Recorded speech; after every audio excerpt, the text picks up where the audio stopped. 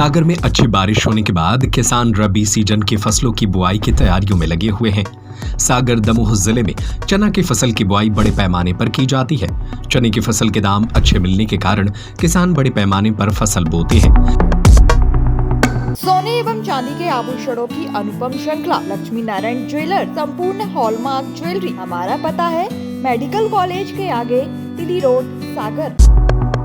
चने की कौन सी फसल अच्छी पैदावार देगी, किस तरह की बोनी करें, कब सिंचाई करें और खाद उर्वरक का उपयोग कैसे करें, इस संबंध में कृषि वैज्ञानिक की सलाह महत्वपूर्ण है। इसी सिलसिले में सागर कृषि विज्ञान केंद्र बिजौरा के प्रभारी और कृषि वैज्ञानिक डॉक्टर आशीष त्रिपाठी बताते हैं कि पूरे बुंदेलखंड में चने की खेती बहुत बड़े रकबे में होती है। आमतौर पर हमारे किसान पुरानी किस्में JG 315 का लगातार प्रयोग कर रहे हैं।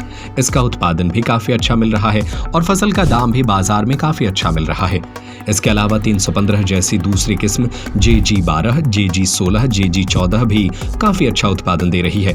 वर्तमान में जो नई किस्में जवाहर चना 52, जवाहर चना 36, जवाहर चना 12, RB 202 और RB 203 है। इन किस्मों से भी किसान अच्छा उत्पादन ले रहे हैं। चने की फसल के अच्छे उत्पादन के लिए चने के बीज का उपचार जरूर करें। किसी भी फफूंदनाशी से बीज का उपचार किया जा सकता है। इसके बाद राइजोबियम और PSB कल्चर से उपचार करना जरूरी है, क्योंकि इसके द्वारा पौधे को पोषक तत्व उपलब्ध हो जाते हैं। चना देखिए ऐसा है कि अभी जो बारिश हुई है और वैसे भी मौसम भी चल रहा है चना की बुआई का, 15 अक्टूबर से लेकर 5 नवंबर के बीच में हमको चना की बुआई कर देना चाहिए, जिससे कि समय रहते उसमें पाले आले की समस्या भी नहीं आती और उत्पादन अच्छा मिलता है। तो जो नई किस्में हैं, जैसे हमारी जवाहर चना 18 है, जवाहर चना 52 है, पूसा मानव है, ये नई किस्में हैं। इसके अलावा जवाहर चना 36, RBG 202, RBG 203, RBG 204 और जो पुरानी किस्म है हमारी JG 16 है, JG 63 है, ये भी प्रचलन में है। और यहाँ तक कि हमारे बहुत सारे इलाके में जो देसी पुराना चना है JG 315, 322, इनका भी उपयोग कर रहे हैं। तो किसान भाई, चना की बुआई का समय चल रहा है तो नई किस्मों का उपयोग करें।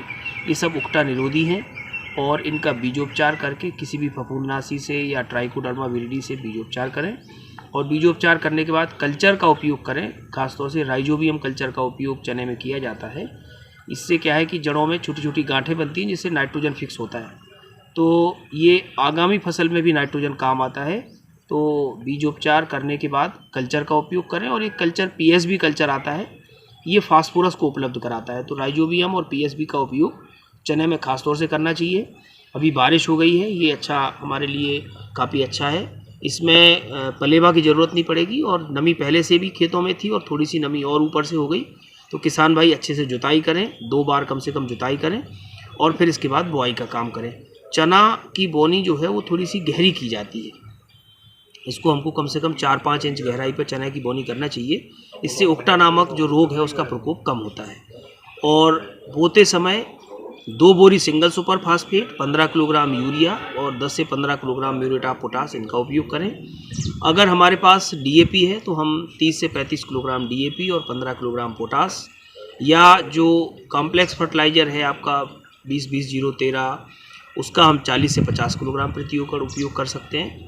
नैनो DAP से बीजोपचार भी कर सकते हैं, इसके काफ़ी अच्छे परिणाम हैं।